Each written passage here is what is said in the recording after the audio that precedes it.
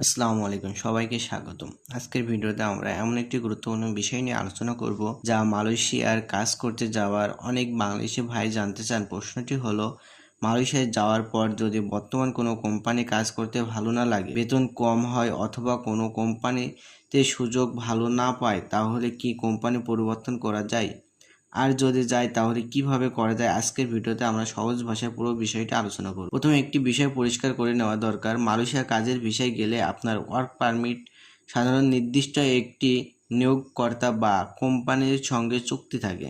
অর্থাৎ কোম্পানি যে কোম্পানির নামে ভিসা নিয়ে দেশটিতে গিয়েছেন, শুরুতে সেই কোম্পানিতে কাজ করার অনুমতি থাকে। তাই নিজের ইচ্ছামতো একদিন কাজ ছেড়ে পরের দিন অন্য কোনো কোম্পানিতে কাজের সুযোগ সহজভাবে বৈধ হয় না। তবে এর অর্থ এই নয় যে কোনো কোম্পানিতে পরিবর্তন করা যায় না। কিছু ক্ষেত্রে কোম্পানি পরিবর্তনের সুযোগ থাকতে পারে, যেমন যদি আপনি বর্তমান নিয়োগকর্তা আপনাকে ছেড়ে দিতে সম্মত হন, যদি আপনার চাকরির চুক্তি শেষ হয়ে যায়, অথবা মালয়েশিয়ার প্রচলিত শ্রম আইন বা অভিবাসন বিভাগের নিয়ম অনুযায়ী নতুন নিয়োগকর্তা আপনাকে নিয়োগের জন্য প্রয়োজনীয় অনুমোদন নিতে পারেন। এসব ক্ষেত্রে নির্ধারিত প্রক্রিয়া অনুসরণ করে কোম্পানি পরিবর্তন করা। অনেক সময় দেখা যায় যে কোনো কর্মী ভালো বেতন বা ভালো পরিবেশের আশায় অনুমতি ছাড়া অন্য কোম্পানিতে কাজ শুরু করেন। এটি বড় ধরনের ঝুঁকির কারণ হতে পারে, কারণ আপনার ওয়ার্ক পারমিট যদি পুরনো কোম্পানির নামে থাকে তাহলে অন্য প্রতিষ্ঠানে কাজ করা আইন লঙ্ঘন হিসেবে বিবেচিত হতে পারে। এর ফলে জরিমানা, ওয়ার্ক পারমিট বাতিল, এমনকি দেশে ফেরত পাঠানোর সমস্যাও হতে পারে। তাই যদি আপনি সত্যি কোম্পানি পরিবর্তন করতে চান, তাহলে প্রথম আপনার চাকরির চুক্তিপত্র ভালোভাবে পড়ুন। সেখানে চাকরি ছাড়ার নিয়ম, নোটিশ দেওয়ার সময় এবং অন্যান্য শর্ত উল্লেখ থাকে। এরপর বর্তমানে নিয়োগকর্তার সঙ্গে আলোচনা করুন। অনেক ক্ষেত্রে কোম্পানির পারস্পরিক সমঝোতার মাধ্যমে বিষয়টি সমাধান হয়ে থাকে। যদি নতুন কোনো কোম্পানি আপনাকে নিয়োগ দিতে চায়, তাহলে তাদের মালয়েশিয়ায় সংশ্লিষ্ট কর্তৃপক্ষের নিয়ম অনুযায়ী প্রয়োজনীয় অনুমোদনের জন্য আবেদন করতে হবে।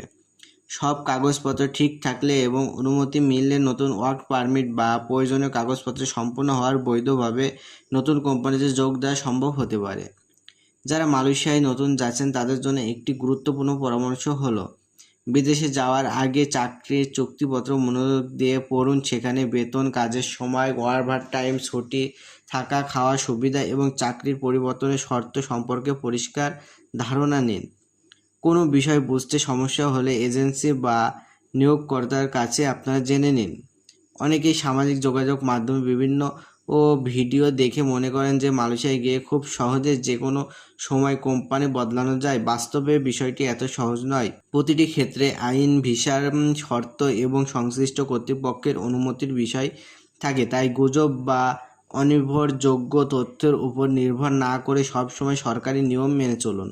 আপনি যদি বর্তমান কোম্পানিতে কোনো সমস্যার মুখোমুখি হন, যেমন চুক্তি অনুযায়ী বেতন না পাওয়া, নিরাপদ কর্মপরিবেশের অভাব বা অন্য কোনো গুরুতর সমস্যা, তাহলে মালয়েশিয়ার সংশ্লিষ্ট শ্রম কর্তৃপক্ষ বা বাংলাদেশ হাই কমিশনের সঙ্গে যোগাযোগ করে পরামর্শ নিতে পারেন। নিজের সিদ্ধান্ত নিজে না নিয়ে আগে আইনি ব্যবস্থায় জেনে নেওয়াই নিরাপদ। সর্বশেষে বলবো, মালয়েশিয়ায় গিয়ে কোম্পানি পরিবর্তন করা কিছু ক্ষেত্রে সম্ভব হলেও সেটি অবশ্যই আইনসম্মত প্রক্রিয়ায় করতে হবে। অনুমোদিত ছাড়া কোম্পানি পরিবর্তন করলে ভবিষ্যৎ বড় ধরনের সমস্যার মুখোমুখি হওয়ার ঝুঁকি থাকে। তাই সবসময় বৈধ নিয়ম অনুসরণ করুন, নিজের কাগজপত্র ঠিক রাখুন এবং কোনো সিদ্ধান্ত নেওয়ার আগে সংশ্লিষ্ট কর্তৃপক্ষ, অনুমোদিত রিক্রুটিং এজেন্সির পরামর্শ নিন। আশা করি আজকের ভিডিও থেকে মালয়েশিয়ায় গিয়ে কোম্পানি পরিবর্তন নিয়ে সম্পর্কে পরিষ্কার ধারণা পেয়েছেন। যদি ভিডিওটি আপনার ভালো লাগে তাহলে একটি লাইক দিন, বন্ধুদের সঙ্গে শেয়ার করুন এবং প্রবাস ও বিদেশি চাকরি সংক্রান্ত নির্ভরযোগ্য তথ্য পেতে আমাদের চ্যানেলটি সাবস্ক্রাইব করুন এবং আমাদের পাশে থাকুন। সুস্থ থাকুন, ভালো থাকুন। আল্লাহ হাফেজ।